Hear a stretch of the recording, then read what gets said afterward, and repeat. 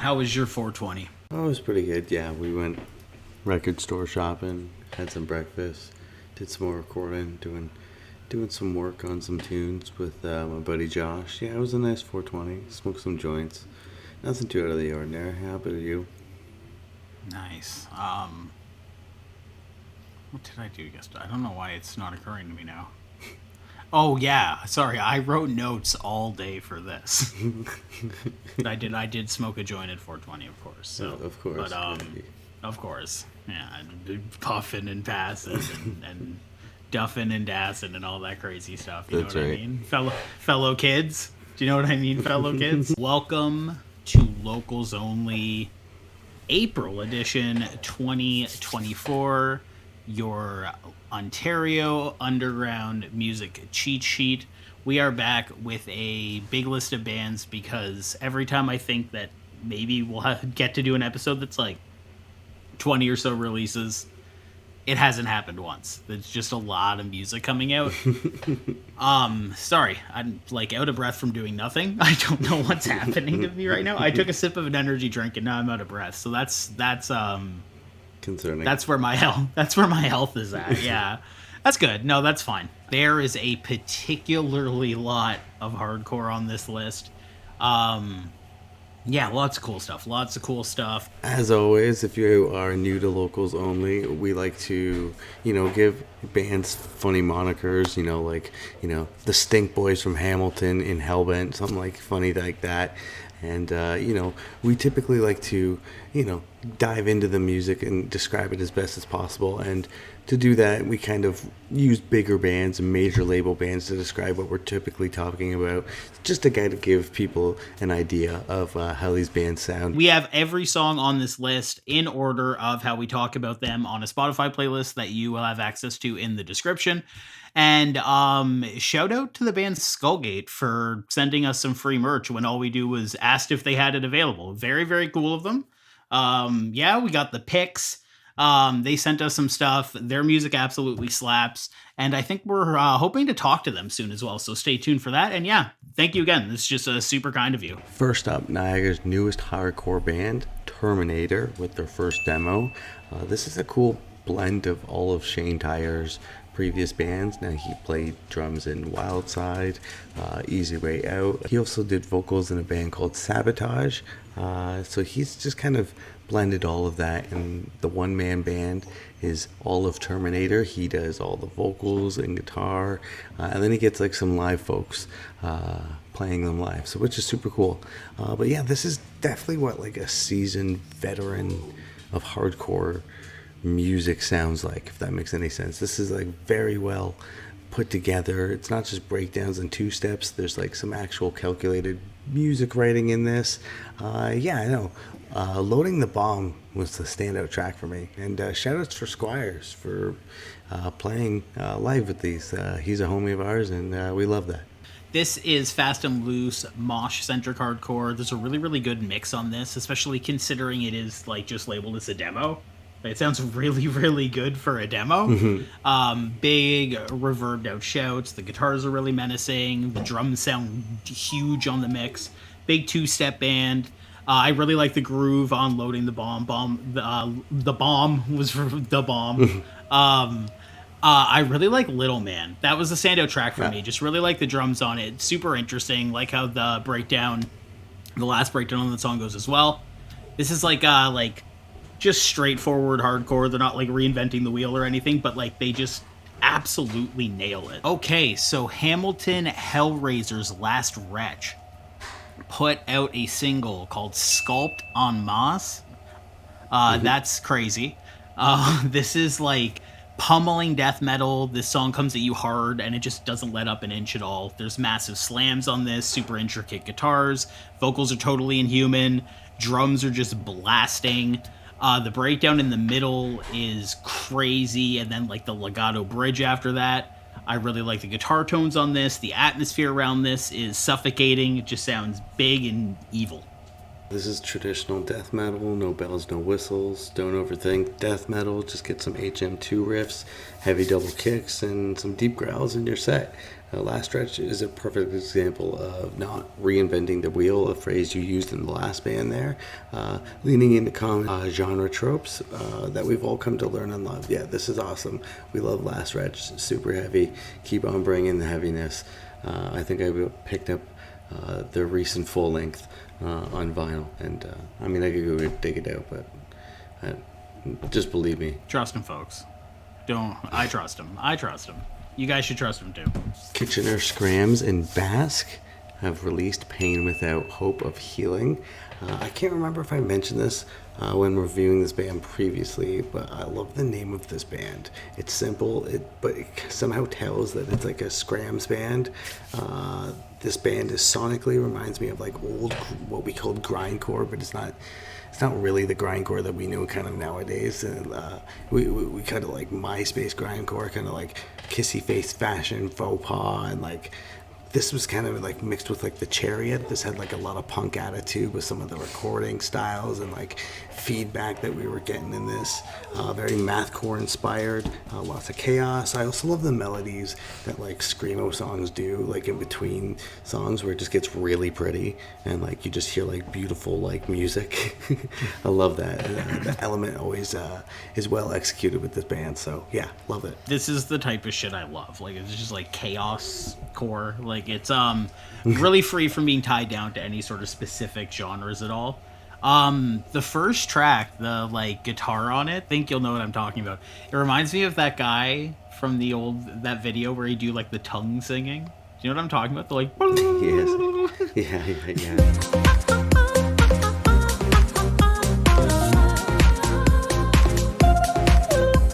Yeah.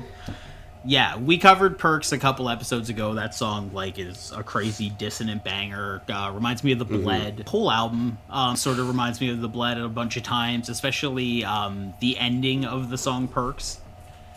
This whole album is full of, like, a bunch of dissonance and buried shrieky vocals, sudden tempo changes and opposing notes. Similar to bands like the Number 12 Looks Like You would do.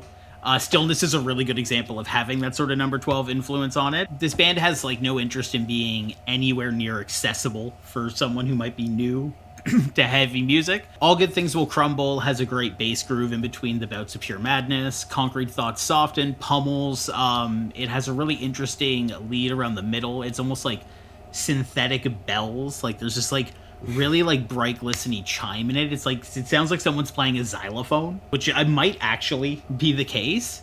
And then Funeral for a Mouse has like this like haunting intro and like a rising sort of progression throughout it. Between the vocals and the leads and the chord choices, this song feels emotional. Like it's like it just has this like overall emotional resonance. Reminds me of like early Scrams bands, but with like the like sort of like murdery riffs of someone like Converge. Like it's really cool. Yeah, this band's sick. This band's like really, really interesting. So St. Catherine's slowcore acid house artist. I don't necessarily know what either of those mean, but 12spot has an album out called Mirth. So to be honest, I am completely out of my wheelhouse on a release like this to give it any sort of formal review. I think that would be impossible for me. But I do like what I heard. I wanted to give them a shout out and add them to the list. It has some like nice grooves on it. There's like a surreal atmosphere to the whole thing. It's like washy and swishy. The mix is super clean. It's like a fun, colorful listen. It's again very much out of my wheelhouse in terms of understanding the genre, but I liked what I heard. And yeah, I just wanted to throw this on the list for anyone who might be interested in some, more electronic music. I don't listen to a lot of like ambient noise instrumentals, other than like maybe like Perfuse 73. However, I could see the appeal with this project. It was cool. It was innovative. At times, it kind of reminded me of like Gorillaz.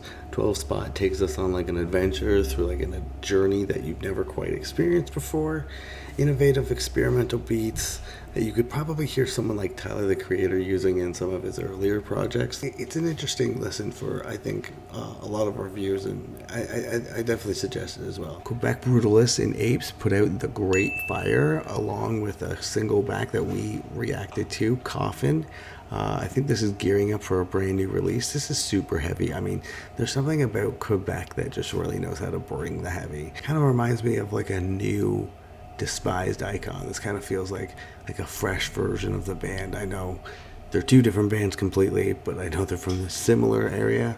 But that's, I guess, maybe where I'm getting that from. Apes just somehow managed to sound like a band of screaming apes, and then, I'm here for it. Yeah, by the way, sorry folks, my camera keeps turning off. I don't know why. I'm going to try to figure it as we go, so hopefully this is something that ends early in the episode. But yeah, back to Apes. This is right off the heels of Coffin, which we just posted a reaction to. That's a just crazy, devastating track. The mix on this is just so full and so heavy sounding. This is like black metal tinged grind with just like absolutely monstrous vocals. The riffs are massive. They're packed to the brim with groove. They're packed to the brim with groove.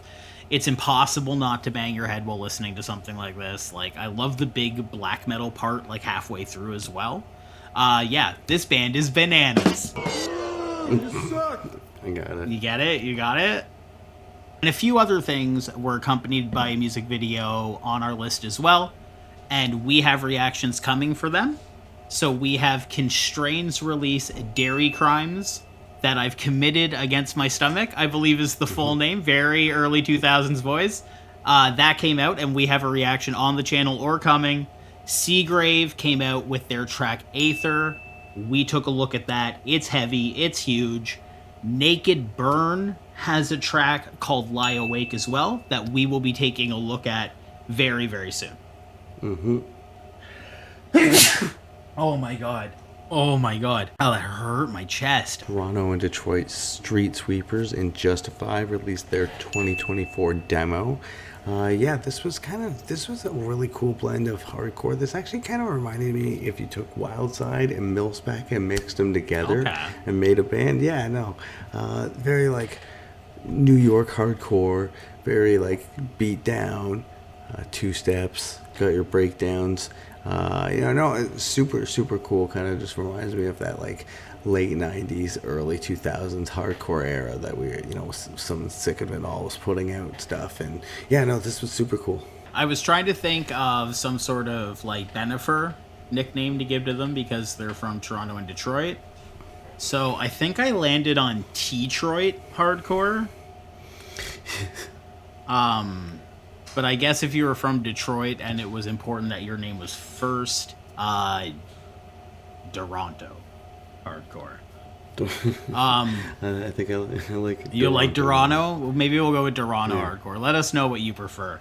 But yeah, this is street style hardcore, fast, hard, shouty vocals, big old two steps, lots of nice drum rolls, spicy little thrash leads in there. I love this type of hardcore.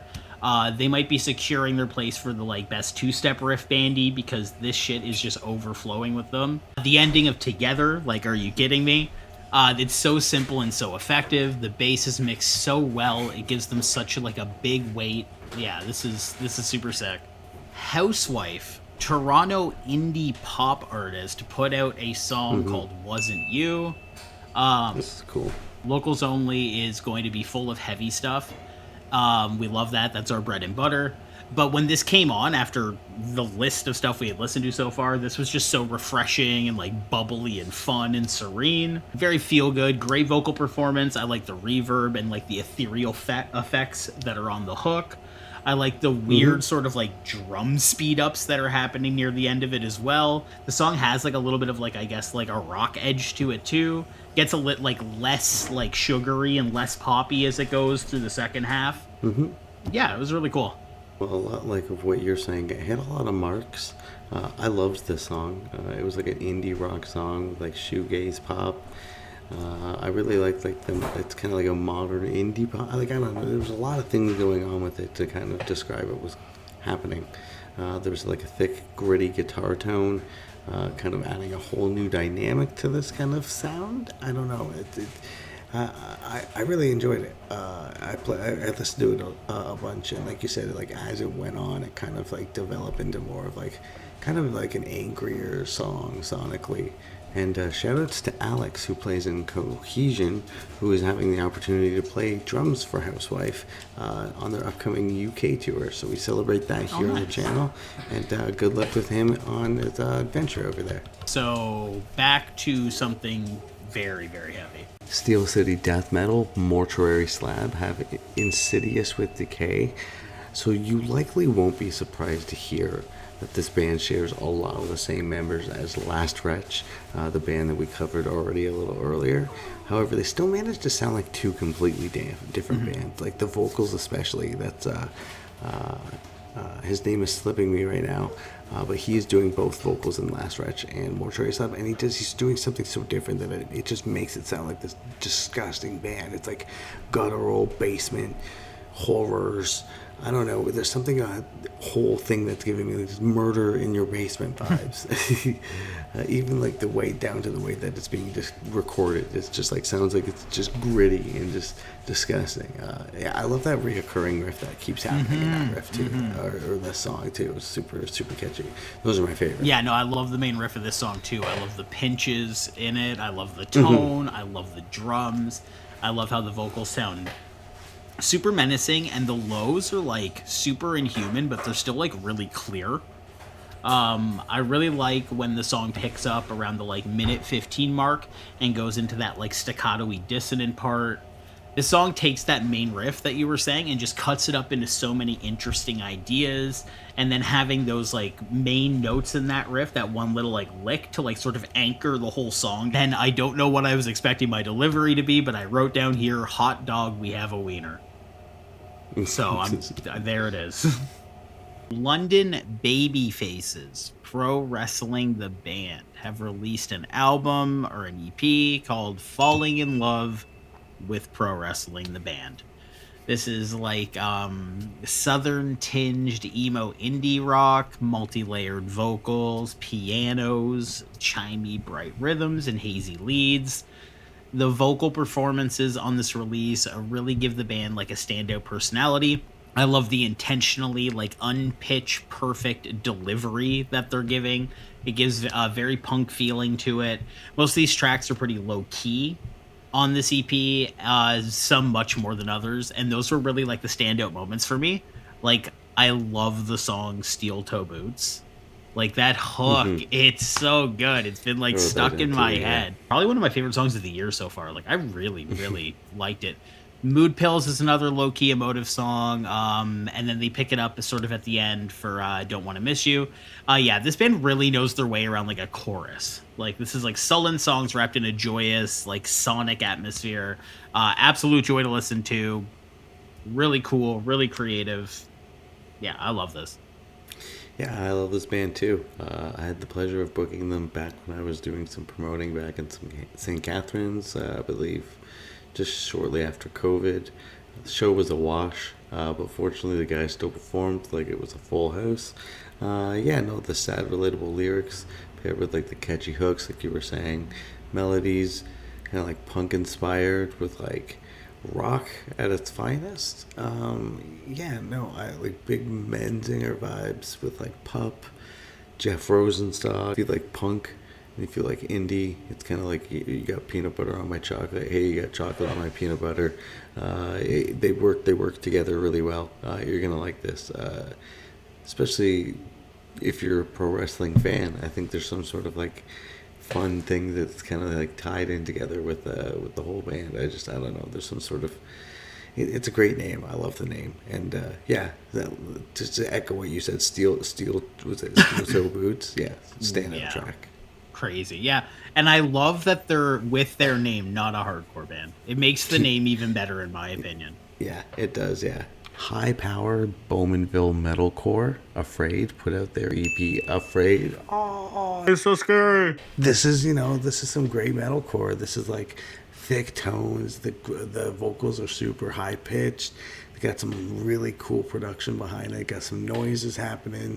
I could definitely see some major pit action when seeing this band live. I imagine they punch and pack it home when they play. I can only imagine this band is loud when they play. live. Like, they just seem like they give off that kind of energy. Really fucking good. Reminds me quite a bit of The Devil Wears Prada, actually. Obviously, like, they're heavy stuff, but it also got me thinking about how, like, despite, like, massively successful The Devil Wears Prada got, I feel like maybe it's, like, specifically our age group, but, like, I feel like they get a lot of hate. And I think when you look back on, like, that, like, time in metalcore as a whole, like, they were really, like, fun and creative compared to, like, how cookie cutter that genre is starting to feel now. That band, to me, felt like they had a lot of personality. And this band, I feel like I get like the same sort of like vibe, just like overwhelming personality from them. The mix, the songwriting, the vocals, there's a suffocating atmosphere. The clean singing parts are actually like tasteful. It's not just some guy like straining his voice to hit the highest register he can. Every single track slapped, all four of them. I don't really think I could pick a favorite. These are ambitious songs too. Like, they're not just like 2 minute, like a few mosh riffs and they get out of there. Like, they have like sort of multifaceted parts where things go really, really like chilled out and then like get like super heavy again. Most of the songs on here are more than 4 minutes, which for my attention span is a long song. So the fact that it still felt so like all killer, no filler was great. I love hearing like heavy metalcore done this well. Like, this was like really, really good. Okay. Turtle Island Street Metal Ethereal Tomb put out the EP Life Beyond Oppressor's Brutality. The boys are back with a quick EP, sludgy, doomy, crusty, completely pissed off. Lamback Stomp is a total groove, perfect intro song, nice classic hardcore style tone setter. Observing a Broken Man is like slammy. It has some really good double kick going on through it. The drums are mixed like super weighty, gives them just a lot of like punch. Same with the song False Paradise. Like, there's a very like pummeling sensation on the drums on this EP, I'm finding. The last song is the titular Life Beyond the Oppressor's Brutality. It shows that the band has like a talent for choosing like audio clips that really fit the vibe of what they're going for. It addresses some of this, like shameful systemic issues that this band is constantly bringing to the forefront of their music. The sort of agonized screams of him screaming, the I don't want to survive, I want to live lyrics.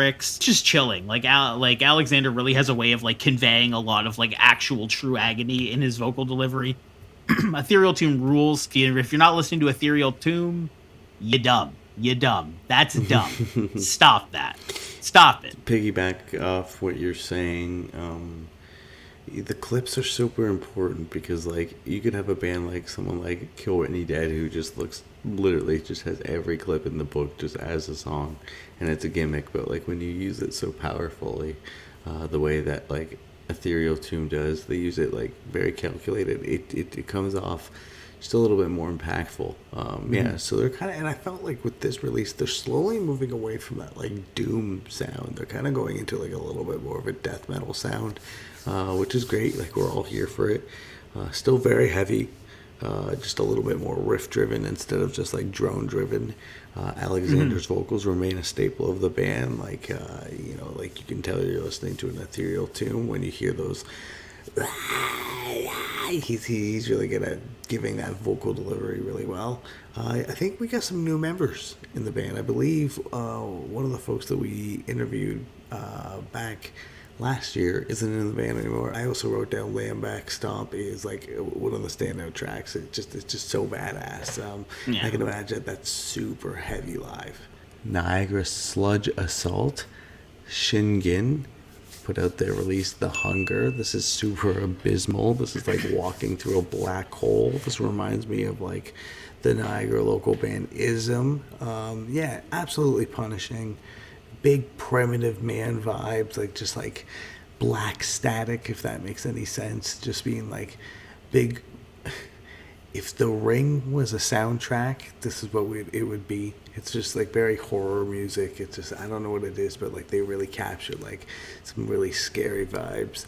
I don't believe I've had the chance to see these folks live, and they're playing quite a bit in Niagara. So if you do get a chance to see them, go out and support them. They probably put on a hell of a show. This was super cool. I feel like Shingen have improved in basically like every single aspect since their last EP, which I liked. The songwriting though, the recording, the mix. It's funny that you said black. What did you call it? Static? Black Black static, because I wrote it sounds like fuzz drenched in blood. I love the dissonant riffs. The vocals are both like a bit ethereal and ghostly, kind of like phantomy, but it doesn't sound like it's like a human phantom. It sounds like a giant, like a giant died and its ghost is doing the vocals. Urchin opens up really calmly with a slightly dirtied up riff, has almost like a jazzy feeling to it before we bring back the aforementioned bloody fuzz. Yeah, this song's more on the doom end of things. Big, slow, slammy.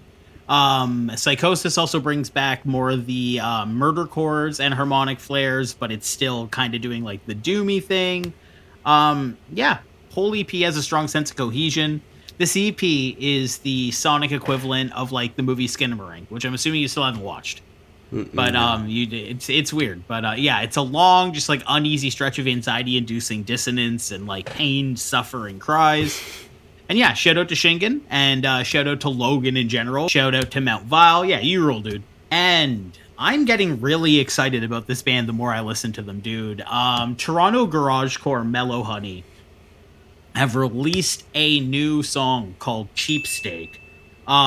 This is great. I read before we started filming that I think they're working with like the same like person who engineered No Bro's most recent stuff and did some of Pup's stuff as well. So I'm really hoping big things happens for this band. This is like a post-grungy song with like exceptionally good writing on it. The main drive in this song reminds me almost of like mixing like the Distillers and Hole together. But like more driving and more interesting guitar work. Like instrumentally, it literally sounds like the Distillers and Hole. The bridge part reminds me of like System of a Down. It has like random math parts. It has a ska break in it. Like the lyrics are completely ridiculous. They're so funny. Like on paper, all of this stuff like shouldn't work. But they managed to jam it into one song. And it's interesting. It's compelling. Like they pull it off here. This is a really cool song. They have a full length coming out later this year. I'm not 100% sure when, but like, yeah, I'm excited to like hear all of this. Yeah, I really like this tune. It was hitting so many different marks, just like you were saying. I don't really know if you remember one of the old like Windows 98 video games called The Incredible Machine, where you can hook up all sorts of different things and hit the hamster to make one thing go and hit the drill bowling ball. That's what this band was. It was this whole contraption that just somehow, fed a man cereal at the very end or something like that. This was very satisfying. What is that called? What is that type of machine called again? A Ruth Goldberg machine? Yeah, that's exactly what it's called. It's funny you said Descendants, and what was the other band you said? Hole. I didn't say Descendants, Distillers and Hole. Distillers and Hole. That's what you were getting out of Mellohoney. I was actually getting like CKY influence, especially with like some of those like guitarly like runs. This was like an indie punk anthem. That's cool that you mentioned like a producer of like No Bro and Pup, because you can definitely hear some of those influences. I could never tell where this song was going to go next, but I was I was sold on it.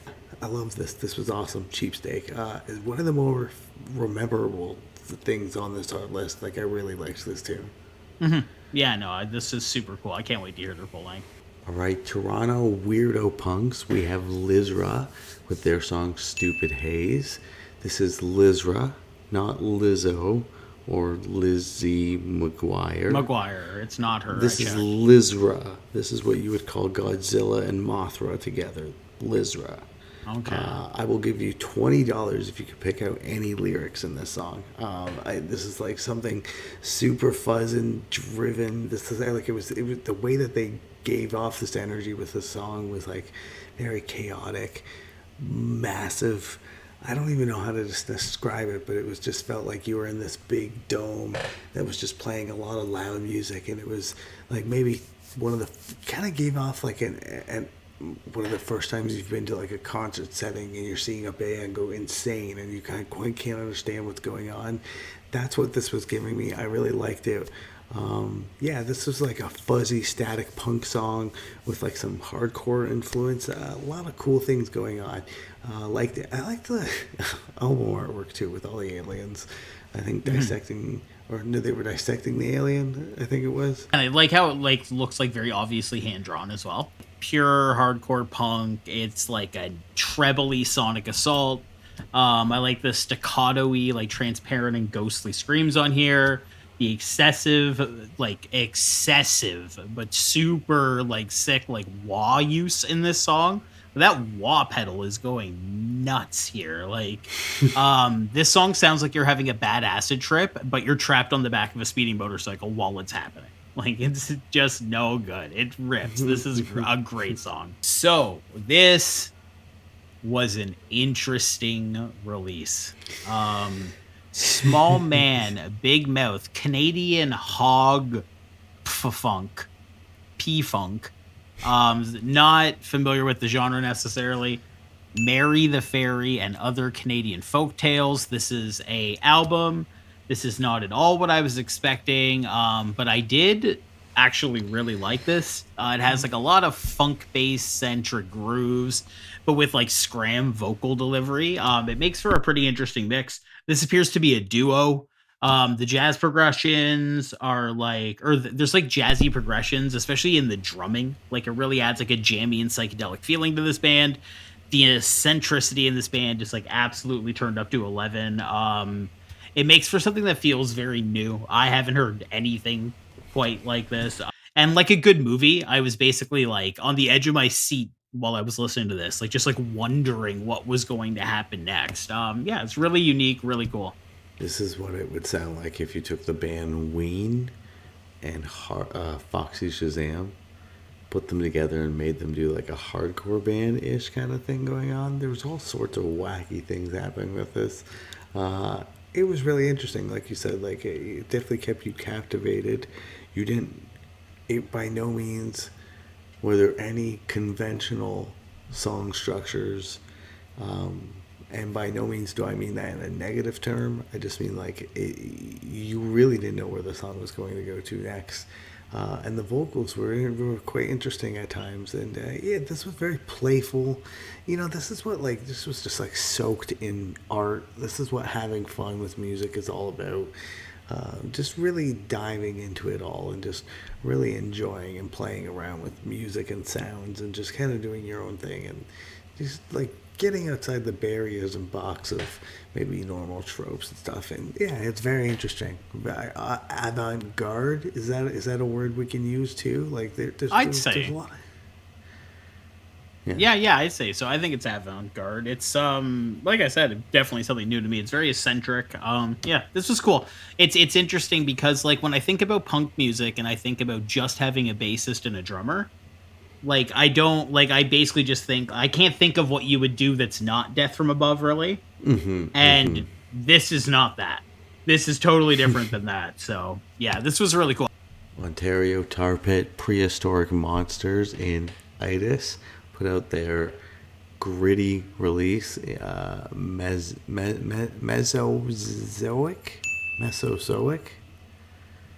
Did I get that? Mesozoic? Yeah, that was good. Yeah. Yeah, no, this is like a very doom metal record. This is just like pretty heavy. This is kind of like early Sabbath inspired. Like you can really hear some of the older like doom really getting influenced on this. You know, Sleep comes to mind when I'm listening to this band. This was this is super cool. I imagine they're a bunch of stoners in a band who just like to have fun and like get together and like riff out and probably jam these riffs out. This is the kind of band that you can tell that like there's some bands where like a guitarist shows up and he's like, all right, I have all the riffs and we can write a song, and people are totally comfortable with writing songs like that. And there's other bands that like need to be in the same room in order to like create music and create jams and like riff it out together. And that's what this band was definitely doing. And you could tell that's how they kind of created their music. And again, not by any means like a negative thing. It's just like you can tell the way that it's crafted isn't by somebody like leading the way. You can tell there's a lot of influences coming from it, a lot of different angles, and it's super cool. Yeah, I wrote down Lamb of Godsmack. I like that. Yeah, this is doom metal with like a certain level of like accessibility to it. So like it's it can line up with people who might be more into just like hard rock being as far as they go. Guitars are low and like very rhythmically intricate, mixed really great as well. Vocals go from like dramatic cleans to like sludgy doomy lows. He's a very versatile vocalist. A lot of headbanging grooves, breakdowns, some catchy choruses in this. Yeah, really good. Okay. The Southwest Ontario Widowmakers, Prosector, have put out another song, another locals only appearance. I think it's every episode. This is the All Consumer.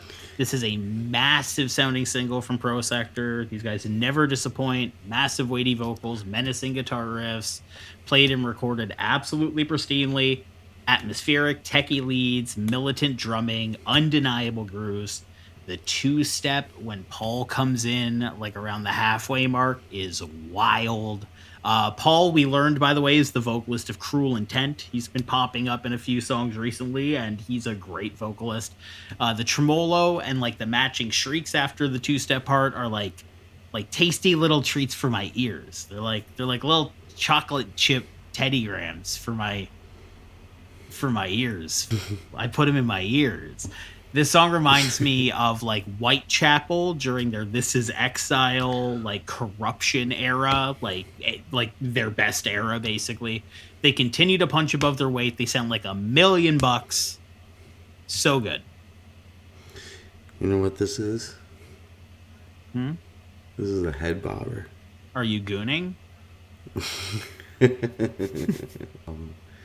Prosector, yeah, all consumer. This was a head bobber. This had me bobbing my head the entire time. It's funny you said Whitechapel because I pulled out Oceano, which was another popular band that was really big at that time. That's kind of made a resurgence. Wrote down head bobber, stayed along the path throughout the song. Yeah, Paul comes in with some ear-piercing highs, pairs well with the Prosector deep vocals. Like I said, I played with them. They play really well live. They bring that energy. They bring the sound live really well. They recreate it. And yeah, this ending goes really hard. Very, very, very heavy. Montreal moshcore, C.I.D.B, released These Streets. Yeah, no, I'm a big fan of those snare clicks right at the beginning of this. Do we know what the abbreviation stands for? Do you have any idea? Yeah, it's catapulting infected dead bodies. That's really cool. I like that. This was a hybrid of like cool, like street hardcore and like new punk. I don't even know if that's a genre, new punk. I'm just kind of pulling that out. This is like a Fred Durst approved song. This has got some cool edges going on. Very cool blend of genres. I really like this. Yeah, this is mosh-focused hardcore that's wearing its like punk attitude on its patchy studded leather sleeve. Big anthemic shouts, the thick bass mix. This song features the vocalist of Cold Authority, who we talked about last month, and an artist as well named King Cold, who I believe is the one who has the sort of like rappy flow on this track. Either way, the vocal features on this track really take the song like a step above just being like a good street style hardcore track. And the album artwork. Dude, did you take in this album artwork? Look at this shit. It's crazy. It's so good. What? Oh Isn't this the most wild album art you've seen? They might win the best album artwork bandy this year because that's fucking awesome. Love this, and I want to just keep encouraging everyone in the Ontario music scene. Keep doing posse tracks. They're really, really good. They add a lot of character to your music. They give you excuses to tour together. More posse tracks. Everybody needs to get on everybody's songs. Teleportoise, Guelph noise rock band, have released a track called Day. How did this end up on the list, Phil? They hit us up, I believe, and cool. Our email. Okay, cool. Yeah, this is like mathy, atmospheric, jazzy, and like unhinged guitar rhythms reminiscent of bands like High on Fire or like Acid Bath. But the leads and the bass work are more akin to something like Mars Volta or like even like Queens of the Stone Age. But then there's death metal growls as well and shrieks. They threw a lot in the pot and the stew turned out real good. Yeah, this is like 80s punk influence with some proggy math, doom elements. Yeah, this was an interesting musical journey. Because the vocals would come in at times. I don't know if they were doing the same vocals or playing an instrument. I don't know how many members are in this band, but this would be a cool band to see live. I could definitely see them recreating the sound and being a very atmospheric. Niagara dog ass music is what they describe themselves. Ivy Gardens have a song out called Goon. Now I'm gooning, Tyler. I'm Cool grunge, but there's like synth stuff that kind of reminded me of like Horse the Band at times. Sounds like 90s with like 70s influence with hardcore elements. I don't know. It's hitting a lot of marks here. Yeah, it sounds like a haunted house during like the bridge of like some of these songs. Like it's really interesting. Lots of fuzzy tones, and like I don't know. I was getting another Foxy Shazam influence. That's the second time I brought up Foxy Shazam. But they were not afraid to explore avenues and different things, typical genre tropes. Yeah, the one of my favorite things about Ivy Gardens actually is that they really just genuinely do whatever they want. They kind of remind me of the way Mastodon exists in music, where they're like heavy adjacent, just like music that plays outside like the rule book. They also remind me of Queens of the Stone Age quite a bit, in just how like different so many of their songs sound from one another. Jumping from sounding like Alice in Chains and Pearl Jam with synths on the song Boner, which by the way, just A+ band name, A+ song name, just call it Boner. And then they get a little more like Nirvana-ish and punk immediately on the song Chlorine. The synths really do color the sound around like the Southern fried rock riffs. It makes for a really good contrast. The song Lamb is a great example of this. It's probably my favorite track on the record just for being as unhinged and unrelenting as it is. Stoic sounds like if James Hetfield joined System of a Down, but like kept things a little more low key. The song Goon itself, the titular track, is dark, washed out, like sour rock tone with tons of flashy drum fills and a very spooky ass bridge near the outro. Oh, I'm gone. I'm gone, gang. Give me one moment while I keep explaining this. The muted sort of synths really give a lot of character. It has a breakdown with some proggy leads over the tops. It sounds pretty evil. And Provider is like this melodramatic, bluesy, rising track with a beautiful guitar tone. It feels like you can really hear the steel on the strings. You know what I mean?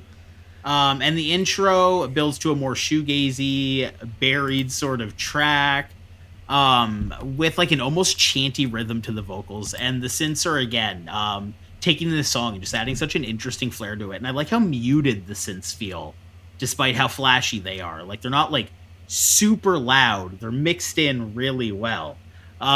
This release is like taking your favorite '90s grunge bands, throwing a Casio in the mix, and then just covering it in sludge and giving it some modern day aesthetics. My first exposure to this band was actually live. And yeah, they put on a hell of a show as well. So that really helped me, I heard a lot of these songs live before this album was out. And I was blown away by this band. So yeah, shout out to Ivy Gardens. Okay, 4 minutes. That's not enough time. That seems risky. Okay, I'm going to try to figure out what's happening with my camera while we take a quick break, and hopefully we don't have to deal with any more of this. Sound good?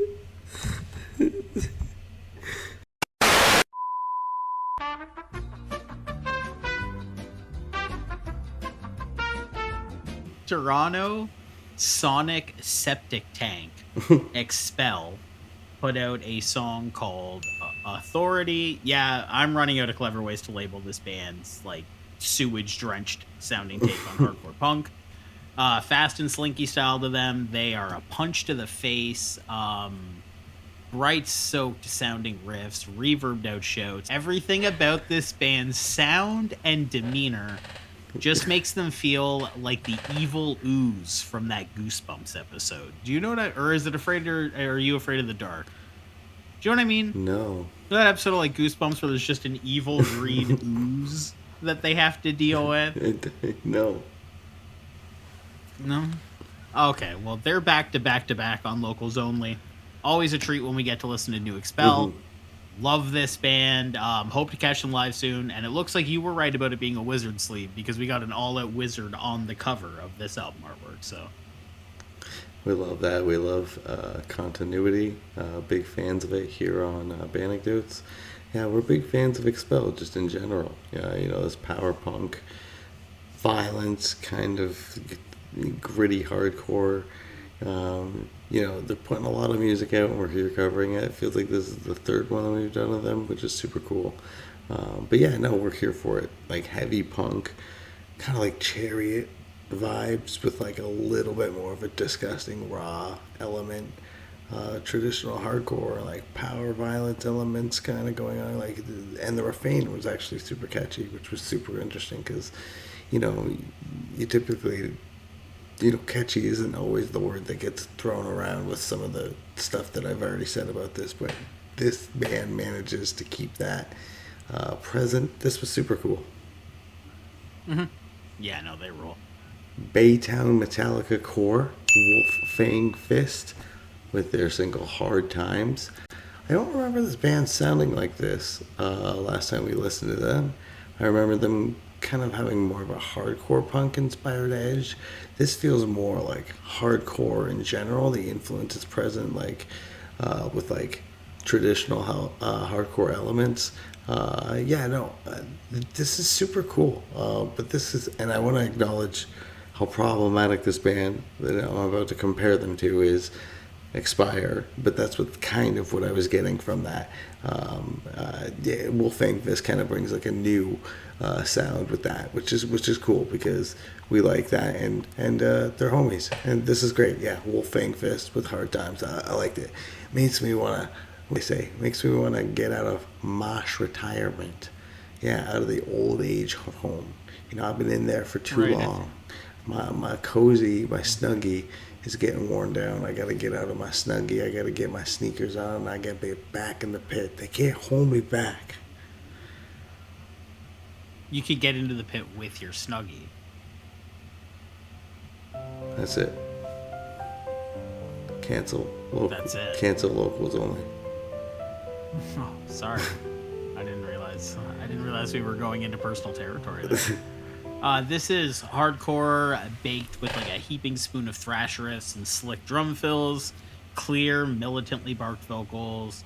I love when hardcore bands not only infect their songs with thrash influences, but when they can play the licks so good as well. Just absolute icing on the cake. This band is like the sonic equivalent of a mullet. It's like business in the front and party in the back. The business being the hardcore at the front, and then they got the thrashy party in the back. Hell yeah, brother. This is sick. I like that. Okay, so this one was probably an interesting one for you. This is a Zambian rapper and producer based in Montreal. This is BackxWash with their newest track, Wake Up. BackxWash is one of the most interesting experimental crossover rap metal blend artists that I've come across. They have their iconic song Aesthetic that uses a Britney Spears Toxic sample in a really great way. That's on their EP Black Sailor Moon. On her mastercrafted album I Lie Here Buried With My Rings and My Dresses. That's just an absolute masterpiece of an album. Really recommend checking it out. BackxWash is becoming sort of like a Canadian legend in the underground industrial rap scene, and this new single was like in a big ambitious 7-minute track. Has like a throwback Eminem sort of flow. Leans into like a similarly like slightly eccentric vocal as well. Big bright gothic synths, super fast like tinny sounding drums, lyrics venturing into thoughts of like self-harm, hopelessness. The way the refrain is just BackxWash and the sample screaming wake the fuck up. Makes the song feel like you are stuck like in a nightmare with her, And then right around the 5-minute mark, it does this beat transition into just like these piano keys and just like this haunting child choir. And then, yeah, she hits with like some really deep personal lyrics about like logically understanding their own inability to treat themselves with kindness. Like it's, yeah, not necessarily an easy listen, but very captivating. And, for people who are, a little sick of like the sort of less substantive rap you typically get by the numbers these days, this is, pretty intense, sort of a lyrical miracle in its own right. And yeah, this is super cool. I just wanted to, shout out BackxWash because I think it's really interesting. And if you're into experimental rap, check this out. Yeah, this was a very cool song, innovative beat. The vocal delivery is like somewhere in between Zach De La Roca, Ad Rock, Oliver Tree, all sorts of like really cool delivery going on with that. I really like the song, refreshing hip hop track.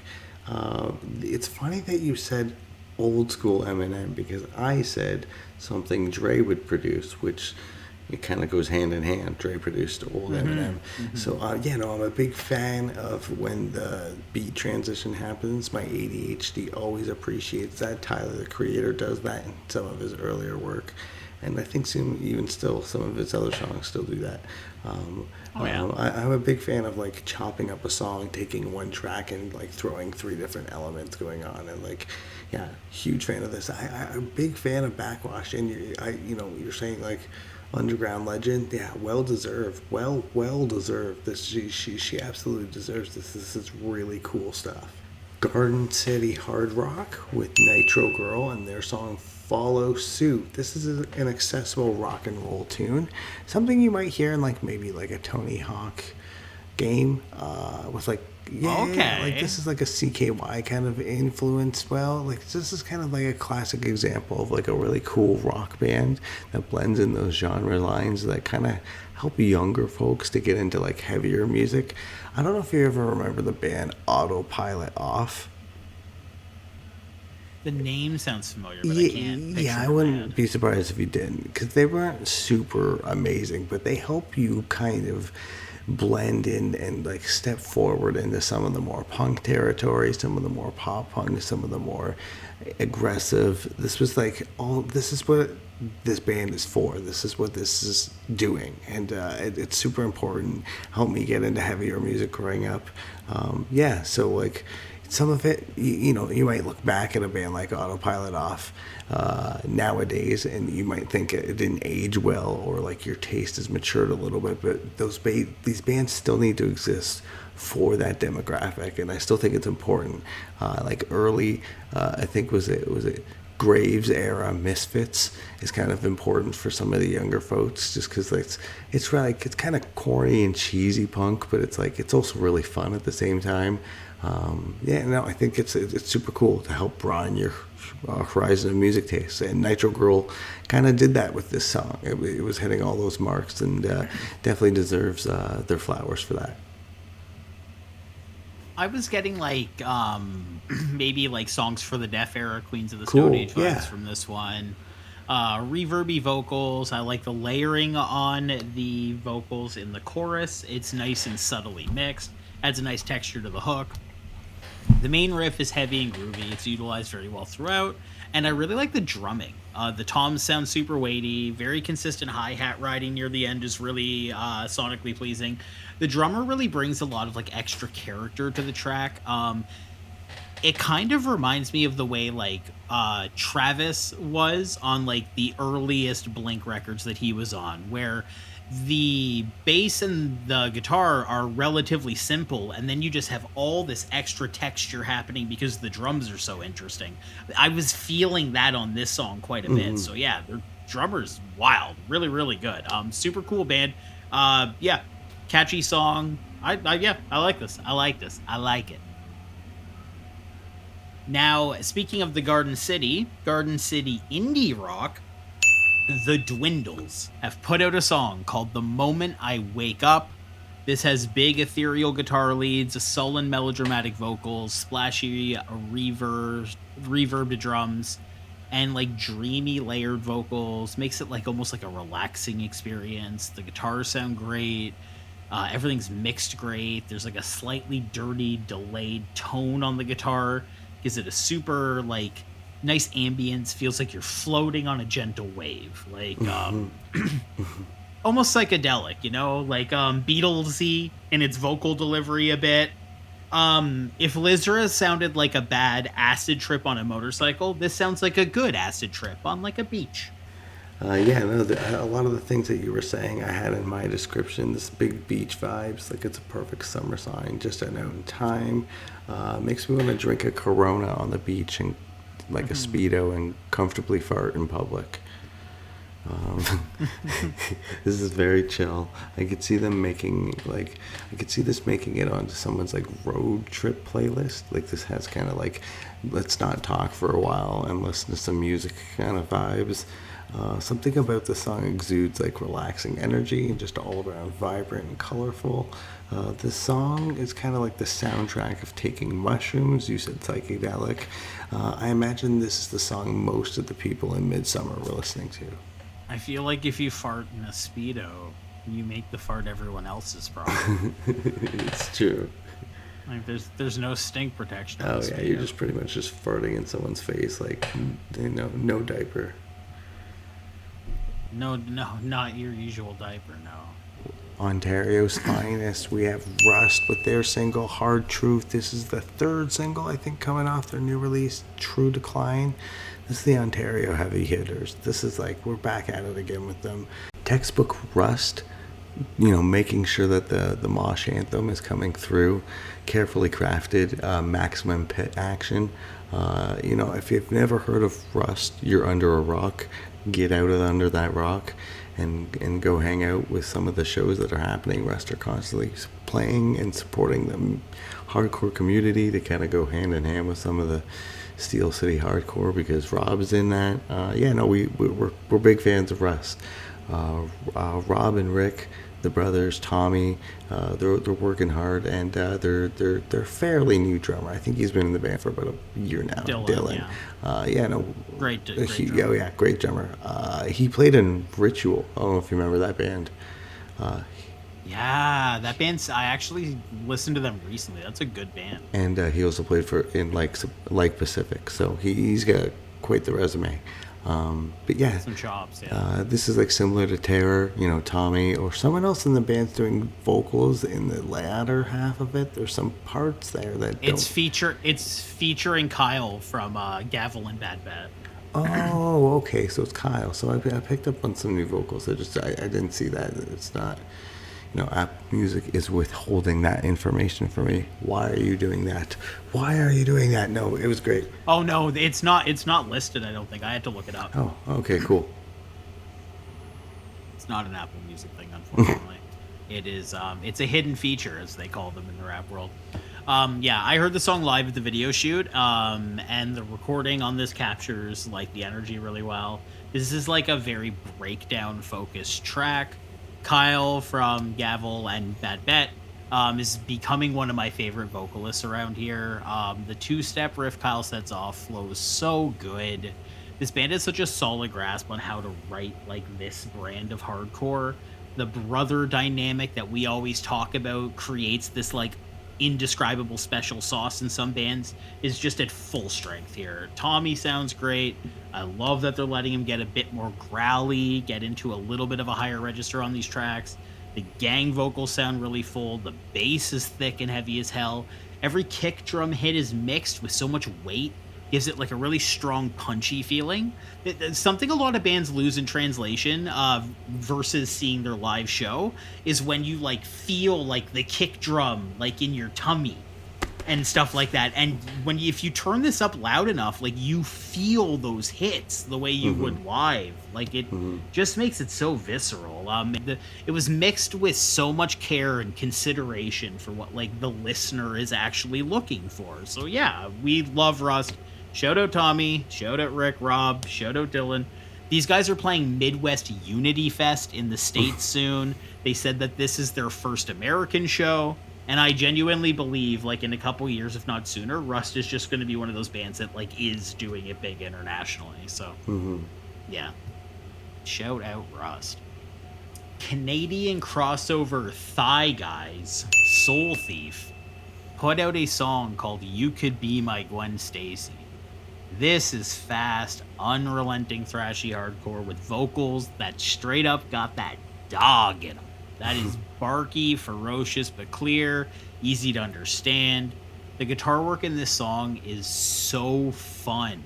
Every single riff rules. The breakdown in the first half of the song is so good, so good. I love the dissonant notes. Before the song slows down, it goes into this like massive two-step for almost like an entire minute. And then the end of the track is like a rap rock part. Like, it's so sick. All killer, no filler. Soul Thief rules. This episode has just been chock full of so much good hardcore. Ontario is just killing it right now. There's so many awesome hardcore bands in Canada, in Ontario. Hell yeah. Yeah, I thought the song was called You Could Be My Gwen Stefani, and it's not. It's Gwen Stacy. It's a reference to Spider-Man, not the 90s ska band that just played Coachella for some reason. Soul Thief are a heavy-hitting Ottawa band. Like, I think I've seen them live, or I can't remember. I think we've reacted to them. Soul Thief is super cool. We like the stuff that they do, and they're not afraid to have fun with their, music videos and kind of the way that they present themselves. With influences like Knocked Loose and like Stray from the Path that come to mind with this track. This is heavy, and who doesn't like a moose knuckle from the Thigh Guys themselves from Ottawa? No, we like to, no frozen balls, no small balls on this song. Big balls. The song's got big balls energy. Yeah, big balls only. Don't come to our channel with your little balls. Get them out of here. Don't come at all. Goon. Right on. We got the metalcore Home Dogs in Ascension Blacklist with their record Full Gloom. This is the first full length by our homies? Yeah, Evergloom, by the way. What did I say? I think you said Full Gloom, which is kind of cool. Actually, I kind of like that. Oh, Evergloom. I meant to say Evergloom. I'm looking at it too. I don't know why. Evergloom is their record. This was super cool. Something about this release screamed early 2000s post-hardcore metalcore. I was getting old Parkway Drive, For the Fallen Dreams, old Acacia Strain, Elijah or Elsia. All came to mind while listening to this record. The vocals being like one of the most unique elements in this project, at times sounding like a wild unleashed Wolverine I have down. At times he sounds like he's physically tearing his vocal cords. It sounds like paper being shredded. Reminds me of when like metalcore and like post-hardcore were like just like getting its momentum going, and like Zen of Screaming and like YouTube channels didn't exist, so like people were just yelling and like didn't really have techniques down. And this is what this is kind of reminding me of. Not that like it's supposed to, I'm trying to say like he's amateur in any way, but it brings me back to a time where you don't hear vocals like this so much anymore. So it's cool. So it's very nostalgic for me. I also think it's a beautiful record. Like a lot of the instrumentals are like, for lack of a better word, epic. Like they're big sounding. What else do I have here?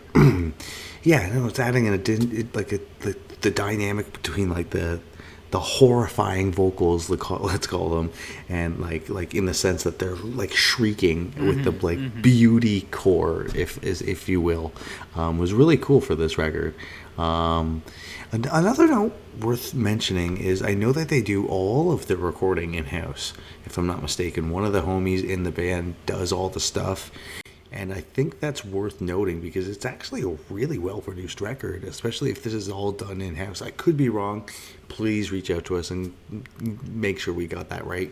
But I'm pretty sure all the Ascension Blacklist stuff is done in-house, which is why they were able to pump out that like Halloween song for us, right? They've really crafted this sound perfectly. Beyond This Juncture was a standout track for me. The lyrics are also like deeply poetic and like existential. Like they're not so much like your typical metalcore lyrics.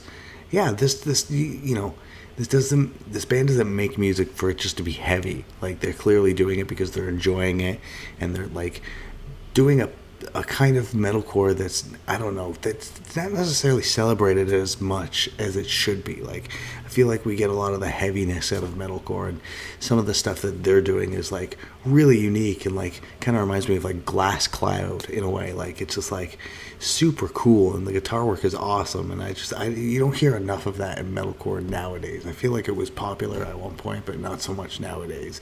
So it's cool. Yeah, this was, I wrote down, my last note was euphoric murder. Okay, I like that. Yeah, this is like completely full to the brim with hypnotizing guitar leads, inhuman vocals, big breakdowns, dissonant chords, and the whole project holds on to a very strong melodic sensibility, like old melodic hardcore style stuff, Hundredth, It Prevails, bands like that. It's led by these like very constant ethereal leads, and I think that's what's just giving it such a strong sense of melody, is just how much lead work is being done on here. It's really good. Pressure, Everglow, and Eulogy, in terms of songs we hadn't heard yet, were standout tracks for me. Multifaceted, very moshable, drenched in those beautiful leads I was talking about. Joe's guitar work is just absolutely great. I'm always excited to hear what he's cooking. Stoked that we finally got to hear the full length, and I'm excited to see what's coming up next for them. Steel City street hardcore band Bad Bet have put out their first EP, My Pace, and holy shit, dude, this band has gotten so good. That promo last year was like fun, 2 quick fun little songs, but this EP, the absolutely TUI flavored vocals on this, the all killer, no filler street style hardcore distilled to just its absolute best. Like, this is so far one of my favorite hardcore releases this year. They have leveled up every single part of their sound since that promo. The vocals sound perfect, songwriting perfect. The only bad thing about this EP is that it's not enough music for me. Like, I want more. Trapped Under Ice and Expire really had like a huge influence on the hardcore scene that's pretty undeniable, and I don't think that like anyone has really come as close to capturing that energy that the way Bad Bet has right now. Like, this is so good. This band deserves to get the type of hype that a band like Speed is getting right now, in my opinion. Like, this band should be absolutely massive. I think that they're doing this type of music better than like 90% of the bands that try to sort of emulate that flavor that Trapped Under Ice was able to bring to their music. I really think that this band is on par for that street violence sort of sound. This is going to be in my rotation forever. I can't believe how good this is. Night and day difference from the demo last year. This is like big Kisk and Night TUI era. I'm thinking like vocals are perfect for the music that's being played.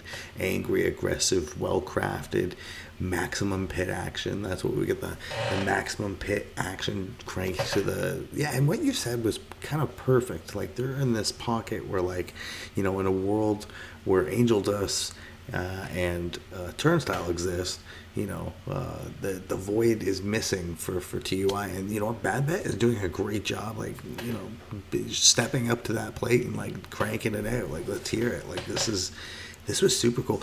Yeah, my issue was that it was too short too. I think I looked down and saw like, at least 4 or 5 tracks, and then before you knew it, they were up, and I was like, holy cow! Like, I think I went back and listened, and then we got Connor from RD on the last track there. That was super cool. Like, this was super dope. Yeah, so shout out to Bad Bet.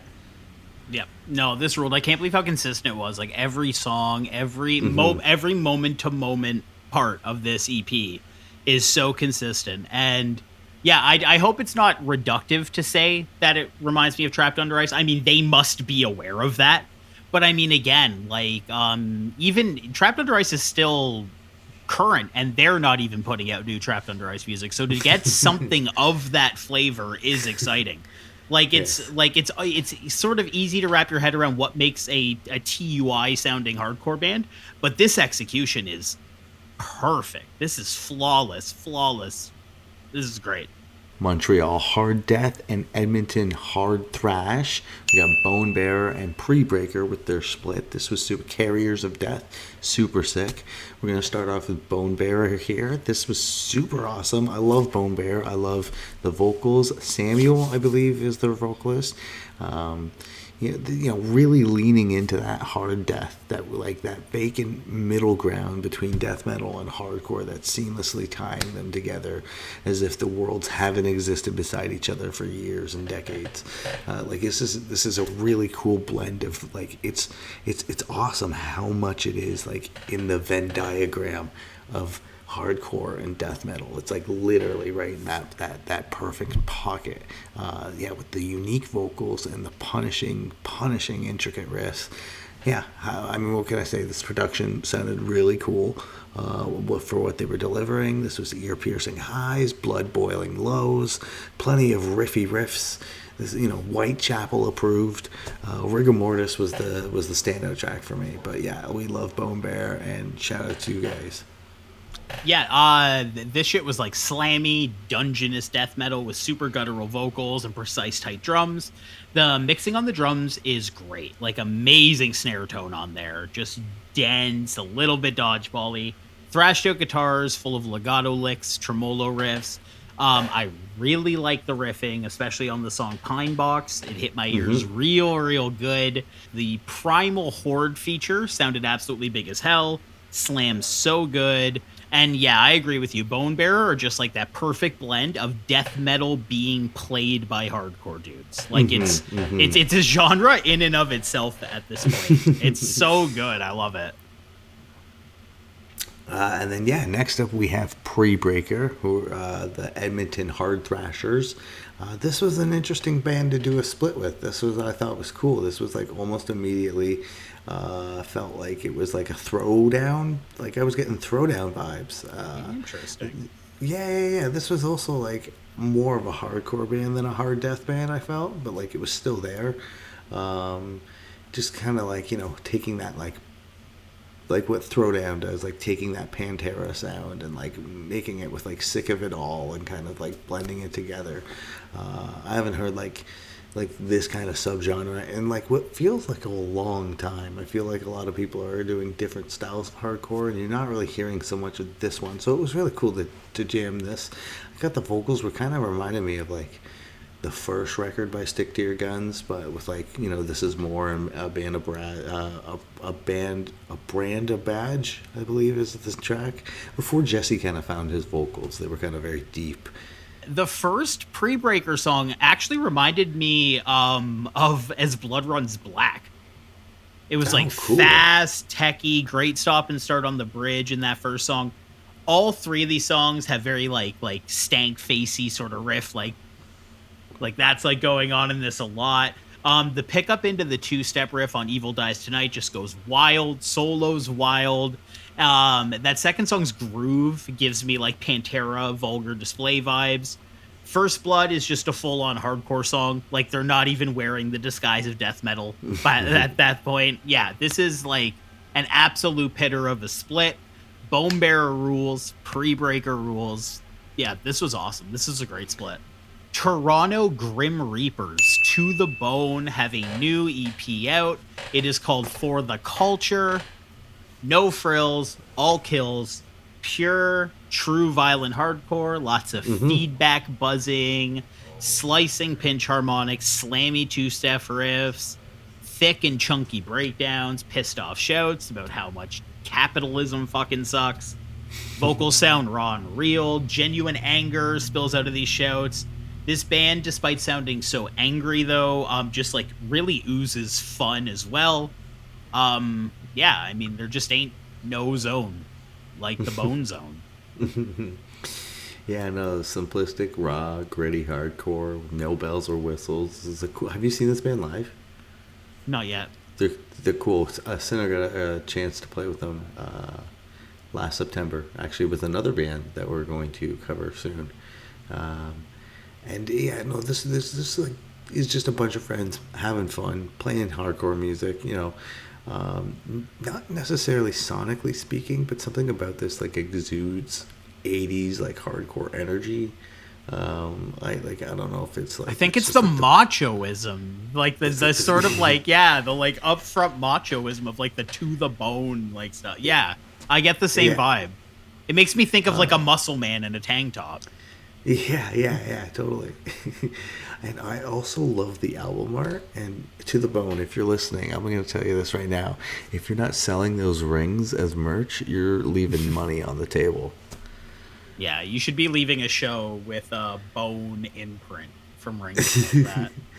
Yeah, like the pitters need those. Like, you got this. Like, that's your merch item. Boom. That is going to be a drastic venue liability. Abrasive Noise Punks from Toronto, Purity Culture, put out their self-titled EP. I think they put out a couple songs, maybe a demo early before. I'm not quite sure, but this is another band that Center got to play with To the Bone last September. This was super cool. This is just like a simple 3-piece band, which is super cool. Like, they have like a bassist, guitarist, I can't remember what it was, the vocalist and the drummer. You know how I've described in the past, like, those kind of like dreamy kind of vocals, like those soft sung vocals that kind of sound like they're being sung like a ghost. Mm-hmm. This was a banshee screaming at... I have the word banshee in my notes. Yeah, like this is like a tormented banshee, just like cursing, and like this is like haunting. Like I think you even suggested and just like this is like uncomfortable at times, straight up scary. What's interesting is like how present the vocals are while simultaneously being buried into the mix. Like you can tell that they're happening, but you don't necessarily can pick up what they're saying. The standout track for me was like the Confessions of My Broken Innocence, where like they do that thing that just sounds super inhuman. I don't even know what I mean by this, but I wrote this down, and it says like the vocalist is doing a noise that I feel like belongs in Ocarina of Time. Yeah, no, I kind of know what you mean. That village where like there's like the scary like long dude. Yeah.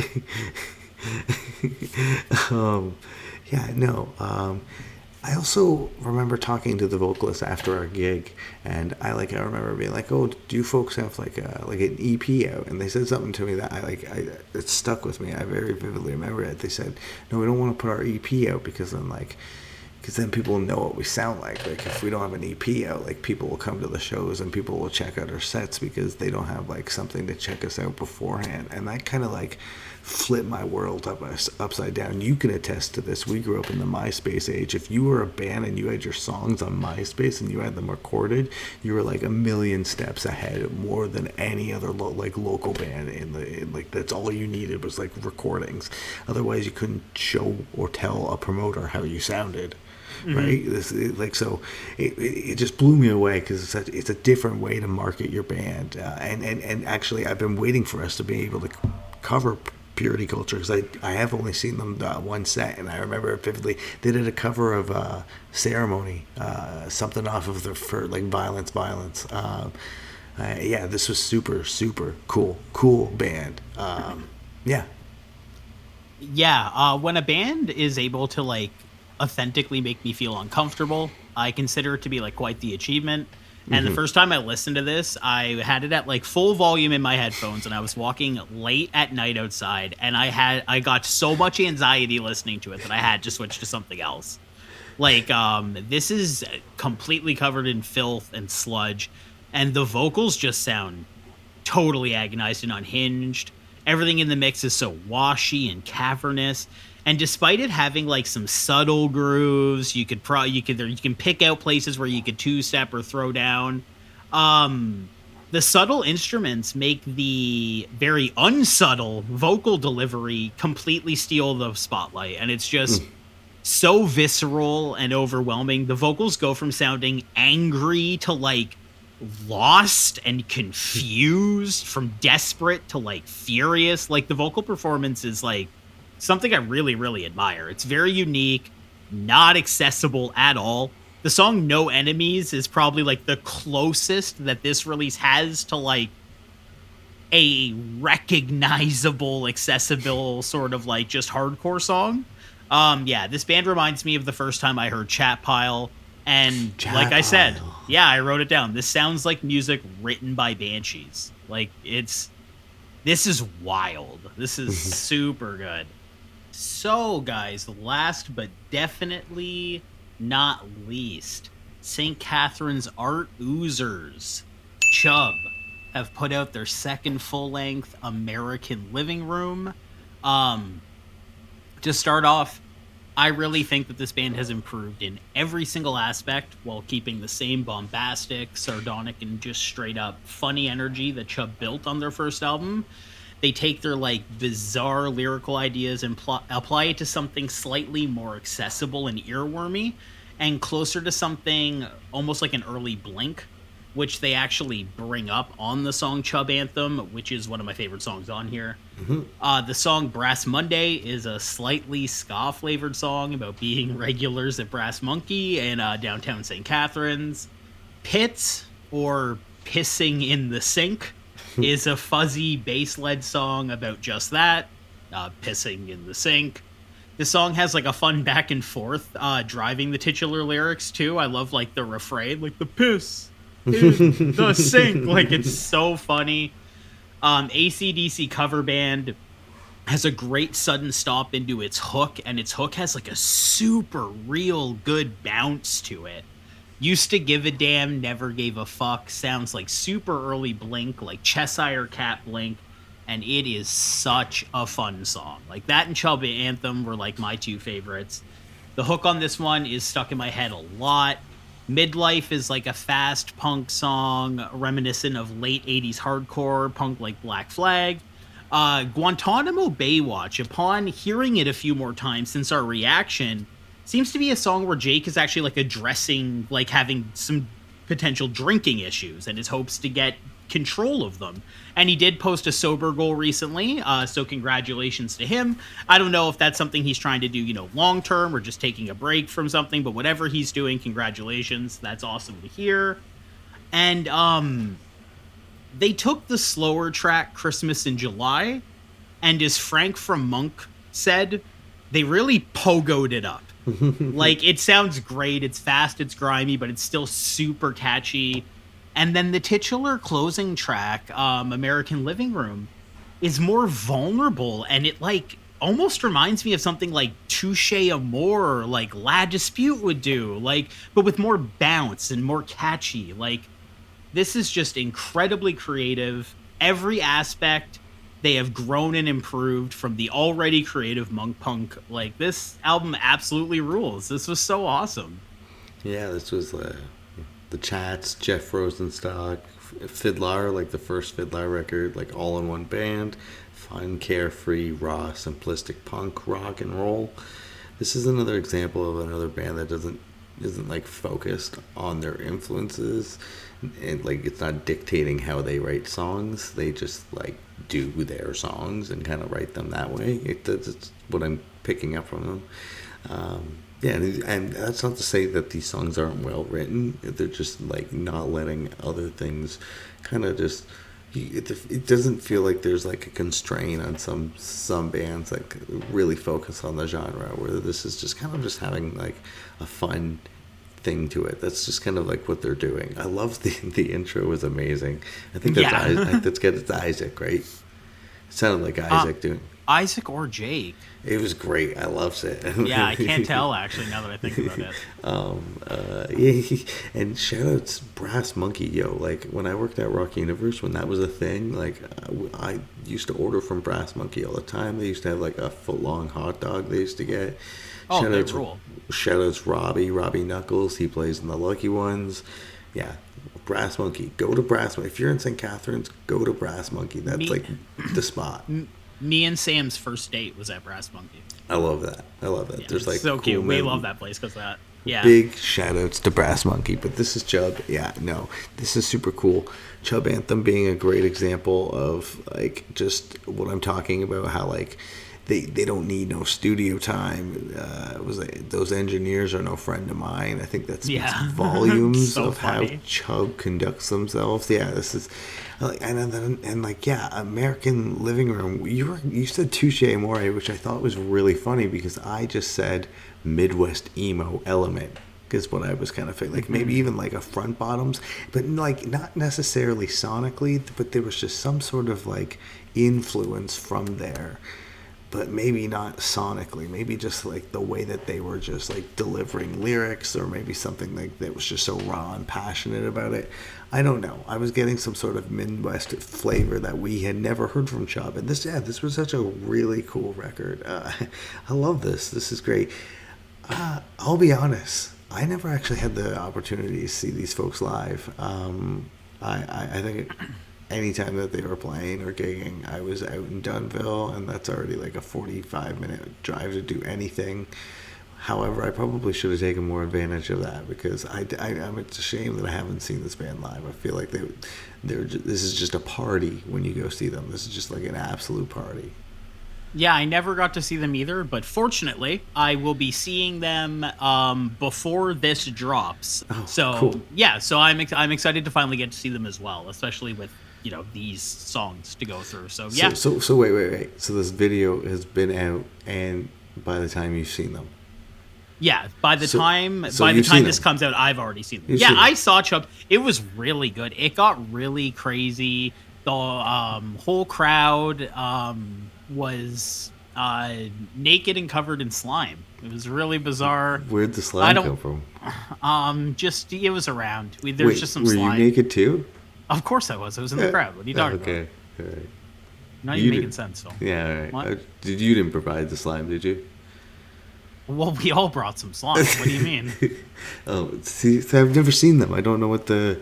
No, you get naked and bring slime. It's a really easy thing to understand. It's like ICP. Yeah, it's actually exactly like an ICP show. That's it. That is it. We have one more record that we need to cover. I mean, how could we not cover Tortured Poet Society?